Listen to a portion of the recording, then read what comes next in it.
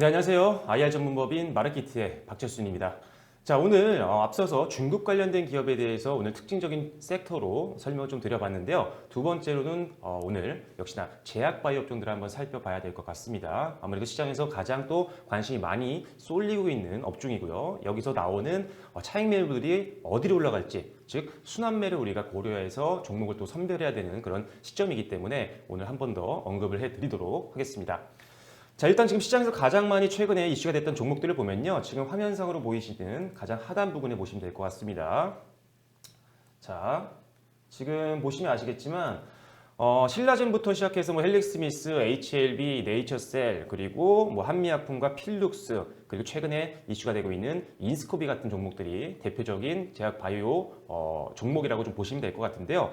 자, 여러 번 2, 3주에 걸쳐서 여러분들께 설명을 드렸습니다. 자, 일단은 신라젠, 헬릭스미스, HLB가 가장 시장에서 많이 주목을 받았었지만 일단은 지금 걱정이 되는 부분은 이 세 종목 모두 다 실적이 적자를 기록하고 있는 기업이라는 점이 가장 큰 리스크 요인이 될 수 있다는 점을 여러분들이 꼭 염두에 두시고요. 손절가를 확실하게 정하지 않는 상태에서 접근을 하시게 되면 굉장히 위험할 수 있다는 점 다시 한번 말씀드리겠고요.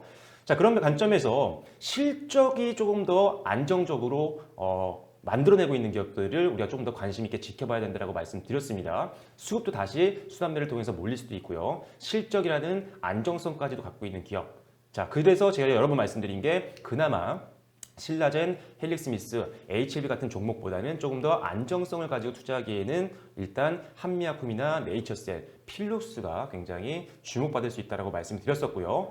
어제 같은 경우 제가 인스코비 급등 나온 이후에 여러분들께 방송을 통해서 말씀을 드렸습니다. 인스코비 단기적으로 갈 수 있는 내용들이 좀 많이 있기 때문에 조금 더 지켜봐야 된다고 말씀을 드렸었고요. 실제로 오늘 7% 넘는 상승세가 이어지고 있는 모습 확인이 되고 있는 상태입니다. 자, 그렇다면은 필룩스도 오늘 잘 가고 있죠. 시장 대비해서 잘 가고 있습니다. 역시나 실적이 안정적인 기업이다 보니 역시나 기대감이 계속적으로 커지면서 수급도 괜찮고요. 지금 주가도 굉장히 지난달 초부터 해서 우상향 흐름이 계속적으로 지속되고 있는 모습을 보이고 있습니다. 조정을 받더라도 굉장히 폭이 작죠. 그만큼 안정적인 실적을 만들어내고 있는 기업이기 때문에 조금 더 조정보다는 반등 흐름이 강하게 나오고 있다고 보시면 될 것 같습니다. 자, 그럼 인스코비는 어떨까요? 일단 필룩스 먼저 실적을 보시면 아시겠지만 올해 완벽하게 흑자 전환에 성공했습니다. 작년 같은 경우는 당기 순이익이 100억 원 이상 적자를 기록했지만 올해 같은 경우는 벌써 상반기에만 150억 원 넘는 흑자를 기록을 하면서 완벽하게 터닝을 했죠. 그래서 일단 턴어라운드에 성공을 한 기업이기 때문에 역시나 주가 추이를 우리가 안정적으로 지켜볼 수가 있는 상태라고 보시면 될 것 같고요. 그리고 어제 설명드렸던 인스코비 한번 보겠습니다. 자, 인스코비도 마찬가지입니다. 작년 같은 경우 당기 순이익이 마이너스 80억 원 이상을 기록을 했지만 올해 같은 경우 상반기에만 일단 한 40억 원 이상의 순이익을 만들어낸 기업이기 때문에 역시나 필룩스처럼 흑자 전환에 성공을 한 기업입니다. 그렇기 때문에 역시나 같은 제약 바이오에 묶여있는 기업들 중에 당연히 가장 안정적으로 투자하기가 매력적인 부분이 있다는 부분이죠. 그래서 일단은 인스코비는 사실 어떤 통신업을 주력을 하고 있는 회사이긴 하지만 자회사를 통해서 제약 바이오 관련된 사업도 영위를 하고 있는 기업입니다.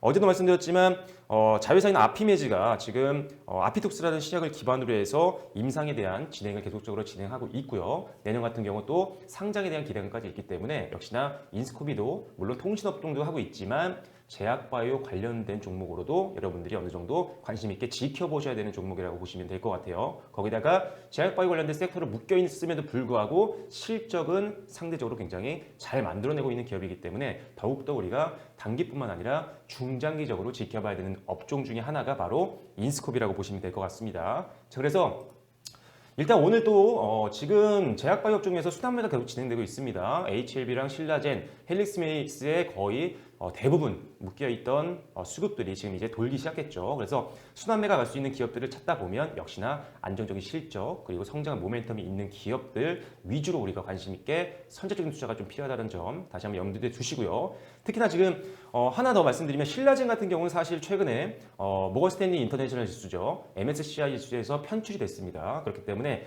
일단 악재까지 있는 기업이기 때문에 조금 더 우리가 조심을 하실 필요가 있겠다는 점 참고를 해주시면 될 것 같고요. 반대로 신라젠은 편출이 됐지만 오히려 MSCI 지수에 편입이 됐던 종목, 너무나도 잘 알려진 종목이죠.